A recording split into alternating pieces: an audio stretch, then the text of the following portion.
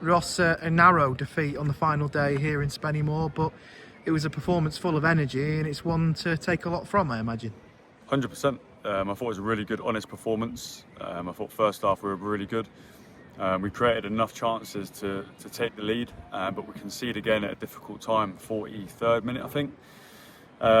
Yeah, really soft one as well. It's a bit of a lucky one. You know, they've had a shot and we've blocked it and it's fell to their player who's just stroked it in bottom corner. So that was a little bit unlucky. But, you know, we played some really good stuff today, and I think from the side you wouldn't have known who has been scrapped at the bottom and who's been floating around the top. I thought it was a real honest performance. It was an early start today. The boys have got up extremely early to get on the bus and make the journey, and you know, big credit to those boys. You wouldn't have seen any sort of heavy legs or stiff legs or journey legs, we call it. So you know, big credit to the boys. They roll their sleeves up, get on with it, and try and make it a good day. And I thought today we had a really good positive performance, and I thought it was really unlucky not to score a couple. So disappointing we didn't, but you know, we finished the season on a high. It feels good in there. The music's on, and it's a good time now to sort of reflect back on the last few months and a few games. Yeah, and obviously that they're a team that will be absolutely, well, they were in party mode, weren't they? Because they're on their way to Wembley, and there was an outside chance of them getting into the playoffs. You wouldn't have known this, but because of the scores were ever changing on the sideline, they were 7th at one point, and it just took a Warrington Town goal to put them into the playoffs. So we've gone toe to toe with them with you know, an extremely young team. I think the average age of the squad was 20.3 years old, which is quite incredible. I mean, it's probably more frustrating. We know that we're playing against top 7, top 8 teams, and you know, we created enough chances to win this game, but we didn't. We had the opportunity to shoot and we didn't. And I'm not saying we played bad at all, because I thought we played really well. We was on the front foot, we looked bright, we looked in control, we looked actually quite relaxed. And I think that, you know, you wouldn't have known who was battling around the bottom and the top in this game. So the average age is something we looked at on the journey.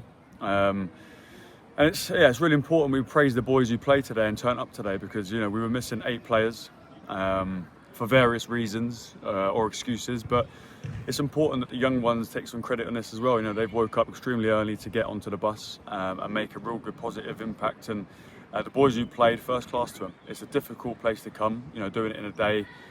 Some of the boys would have left their houses at 4:30 this morning to get on the bus. So it's a long day for them, but you wouldn't have known it. So big credit to the ones who turned up today, because we wanted to finish on a high, and I thought the performance was spot on today. Does it give you food for thought going into next season, because there's a lot to be encouraged by? Yeah, massively. You know, we look at Spennymoor fully strong, strength and depth. We turn up with 4 young ones on the bench, Jaden and 3 from the academy. It's always difficult. You know, we've got 17, 18-year-olds there, and it's good learning from. So the positive today was they got to experience a long away trip, something that we experienced quite a bit now as the first team. But, you know, to travel with us, to train with us, it's really good for the young ones. So big credit to the ones who turned up today, because, and our fans as well, I must say.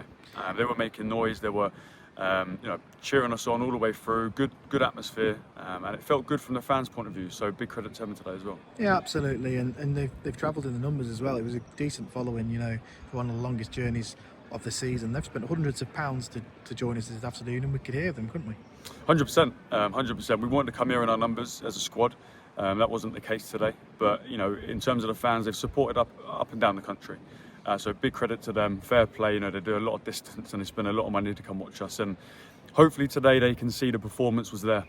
We passed the ball properly. We created opportunities. We ran in behind. We were energetic. We battled, and we created chances that we should probably take. So you know, real good feel to the end of the season. We've had a very indifferent season, some poor results in there, and the boys have managed to turn it around and change the fortunes. That's massive credit to the players who stuck with it, who were consistent, who trained properly all the time, was on time properly. So yeah, big credit to those players. And you know, it's a tough ask at times in National League North because of the journey, but today we just showed that an average age of 20.3 to turn up against a real top team. They've been in around the top, and they're going to Wembley, so they've got to have something, and really demonstrate our strengths. Was big credit to the players today. What happens for you now? The season's finished, obviously. You know, there's a little bit of a break, but little is exemplified, I suppose, because there's a lot of work to do. So, you know, what do you do now? Do you take time off? Are Are you just rolling straight into next season, before pre-season? What does Ross Jenkins do now? Well, we probably enjoy a nice long trip down to Oxford. But I think the most important thing is that we reflect on the season. As staff, we look at things and we go, where did things go wrong? What type of profile do we want? What type of character in the dressing room do we need? What does the recruitment look like now? What type of club we want to be? What type of football do we want to play? We've had a good experience now with the National League North. We know the journeys, we know the stadiums, we know what pitch quality looks like.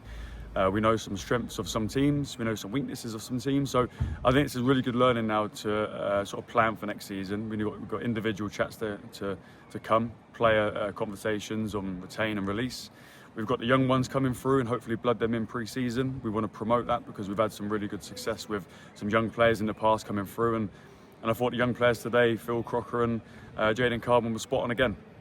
So we've got a nice production line happening. We need to blood those boys in carefully, but good exposure today for those boys to come and see what Spennymoor away looks like, getting up early hours in the morning and turning up and putting a shift in. That was really important. So a lot of reflection, some individual discussions, tweaking things around the squad, personnel, contracts, out of contract, loans. I think it all starts again, but I think to get at least a week off is important for all the staff.